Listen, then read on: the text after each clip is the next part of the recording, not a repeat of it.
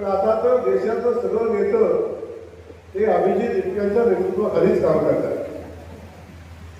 अनेक मोठे मोठे पक्ष त्यांचं अस्तित्व राहिलं नाही, त्यांना माहिती आहे आता अस्तित्व त्या आंदोलनात स्वतःचं अस्तित्व शोधायचा प्रयत्न करत आहे. देवेंद्र फडणवीस साहेबांचा आशीर्वाद आपल्या पाठीशी उभा आहे, त्यामुळं आपल्याला यश येणार याच्यामध्ये कुठली अडचण नाही.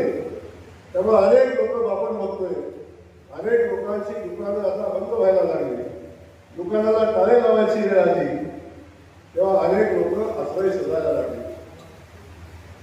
कुणी दिल्लीत जाऊन जंतर मंतरला शोधला, कुणी आणि कुठं जाऊन आश्रय शोधायचा प्रयत्न केला, कुणी ठाण्यात जाऊन आश्रय शोधायचा प्रयत्न करते, कुणी काटेवाडीला जाते. परंतु आता आश्रयाची सगळी ठिकाणं बंद झालेली आहे, त्यामुळे कुलूप लावायची वेळ आलेली आहे. तेव्हा अनेक लोक जेव्हा ही वस्तुस्थिती मांडतो आपण, तेव्हा अनेकांना फ्रस्ट्रेशन येतं.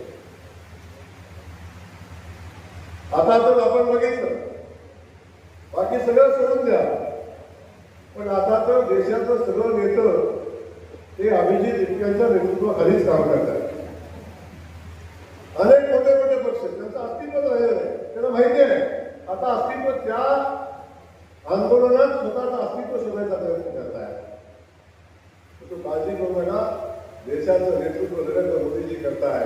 युवकांना न्याय देण्याचं, युवकांच्या पाठीशी उभं राहण्याचं, या देशाला न्याय देण्याचं, या देशाला स्वाभिमानानं सन्मानानं उभं करण्याचं, जगामध्ये भारताला स्वाभिमानानं उभं करण्याचं काम मोदीजींनी केलेलं आहे. आणि ह्या देशाचा युवक हे सगळं जाणून आहे. तेव्हा कुणी किती सांगू द्या, कुणी किती देव पाण्यात ठेवू द्या, देव काही पावणार नाही. आणि भारतीय जनता पक्ष मोदीजी अजून काय 25 वर्ष